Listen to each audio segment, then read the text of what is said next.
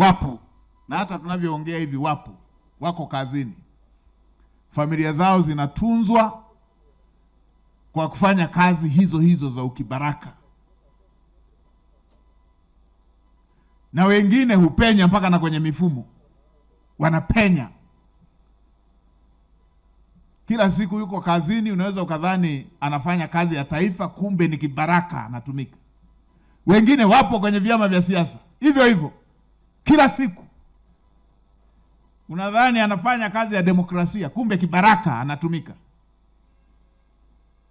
Nilikuwa namsikiliza mmoja, kila siku anabadilisha kauli.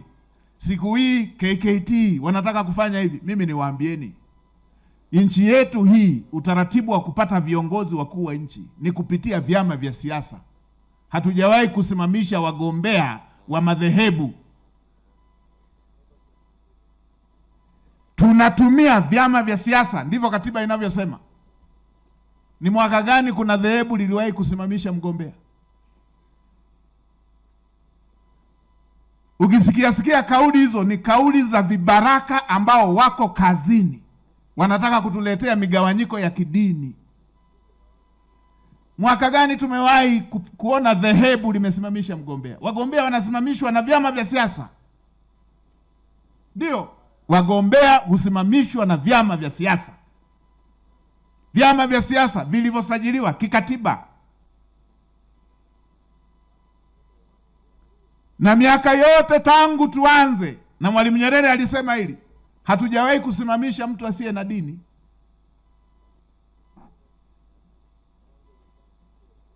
Sasa ya mambo ya madhehebu mwaka huu yanaanzia wapi, kama si kazi za vibaraka walioko kazini? Mambo ya kipumbavu, tunapotezea na muda.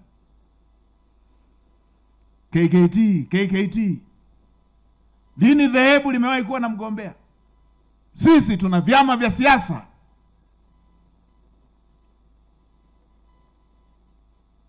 Ndio, na katiba inasema vyama vya siasa ndio vitasimamisha wagombea.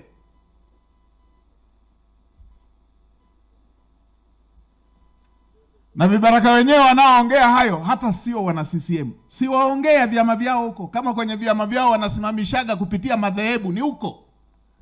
Mimi nilishakuwa naibu katibu mkuu wa chama hiki, najua mambo ya viongozi ndani ya chama chetu yanatumia chama cha siasa, chama chenye heshima. Ukiwa na chama chenye heshima, unaongeleaje madhehebu? Mambo ya kijinga yakaachwa yakarudiwa, huanza kuonekana kwamba ni mambo ya maana. Haya lazima tuyakatae kila dakika. Ndio,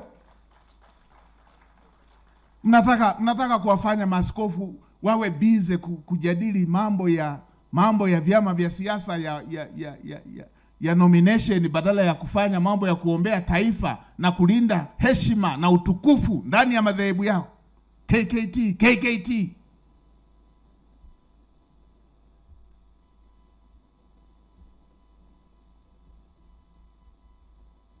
Nani kawaambieni cheo akinapeleka mtu mbinguni? Kwa akitokea kiongozi wa dhehebu hilo, wale wa dhehebu hilo wanaenda mbinguni kwa tiketi ya kiongozi wa siasa. Mambo ya kipumbavu kabisa hayo, tunapotezea na muda.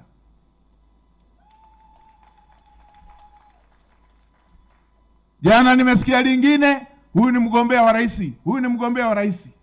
Tangu lini sisi rais anataja mgombea? Someni katiba ya chama chetu iwaambie ilivyo. Na mjumbe wa kamati kuu yuko hapo. Hiki ni chama chenye misingi. Hiki sio chama cha briefcase.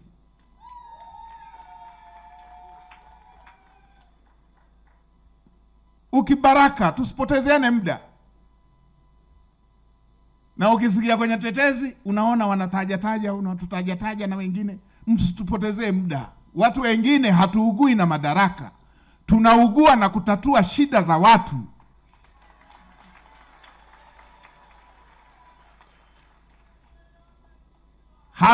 Hatuugui na vyeo, tunaugua na kutatua kero za watu. Cheo sio msingi, msingi ni huduma kwa watu.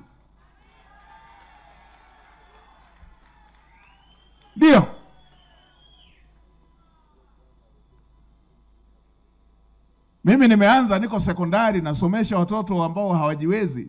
Nina watoto zaidi ya 1000 ambao wamepitia mikono yangu. Hayakusubiri waziri mkuu. Waziri mkuu kwangu mimi sio kitu kikubwa. Kikubwa ni nafanya nini na nafasi ambayo nimeaminiwa.